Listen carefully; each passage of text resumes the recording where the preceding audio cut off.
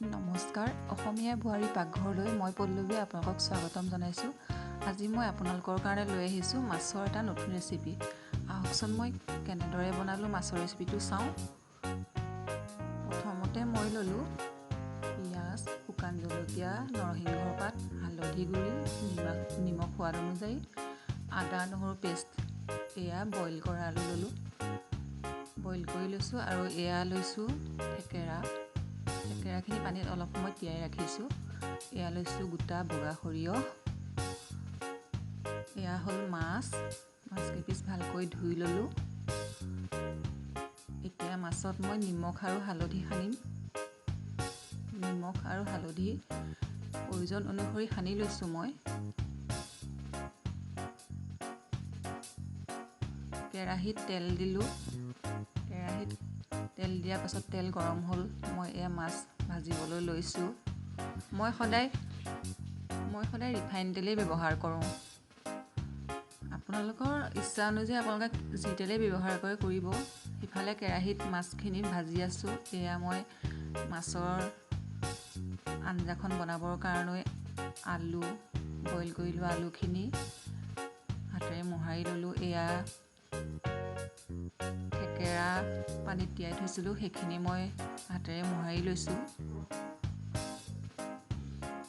ইফালে কেৰাহীত মাছ ভাজি আছোঁ। এয়া মাছ ভজা প্ৰায় হৈয়ে গৈছে মোৰ। মাছখিনি এতিয়া মই কাঢ়ি লৈছোঁ। মাছখিনি কাঢ়ি হোৱাৰ পাছত মই সেয়া তেলতে দুটামান পাঁচফোৰণ দিলোঁ। এতিয়া গোটা বগা সৰিয়হখিনি তেলত দি দিলোঁ। সৰিয়হখিনি অকণমান লৰাই লৈ পেলাই মই তাতে এতিয়া পিঁয়াজ দিছোঁ। পিঁয়াজ অকণমান লৰাই ল'লোঁ। এতিয়া দিম মই আদা নহৰু পেষ্ট।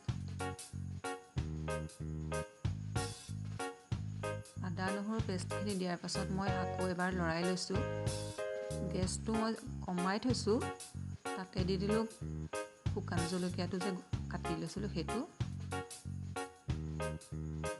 এতিয়া মই ইয়াতে দিম নিমখ, সোৱাদ অনুযায়ী নিমখ দিছোঁ, হালধি দিছোঁ, প্ৰয়োজন অনুসৰি হালধি দি ল'লোঁ। এয়া দিলোঁ এতিয়া মই নৰসিংহৰ পাত কুমলীয়া কাৰণে মই এনেকৈ ঠাৰি নিচিনাকৈ দি দিলোঁ। নৰসিংহ পাতখিনি অকণমান সময়ৰ কাৰণে মই ভাজি ল'লোঁ।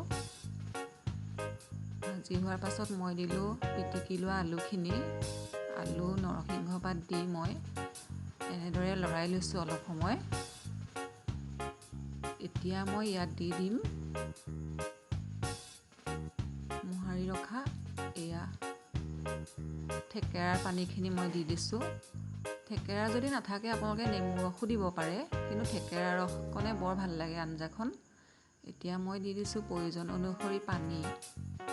বহুত জোলো নহয়, বহুত ডাঠকৈও নবনাওঁ, বহুত পাতলকৈও নবনাওঁ। এইখন আঞ্জা এনেকৈয়ে ভাল লাগে খাই। মাছখিনি দিয়াৰ পাছত এনেকৈ 10 মিনিট সময় উতলাৰ পাছত আমাৰ আঞ্জা ৰেডি হৈ যাব আৰু গৰমে গৰমে ভাতৰ লগত খাব পৰা হৈ যাব। আপোনালোকে যদি মোৰ এই ৰেচিপিটো ভাল পালে ভিডিঅ'টো লাইক কৰিব, শ্বেয়াৰ কৰিব, লগতে ছাবস্ক্ৰাইব কৰি দিব। ধন্যবাদ।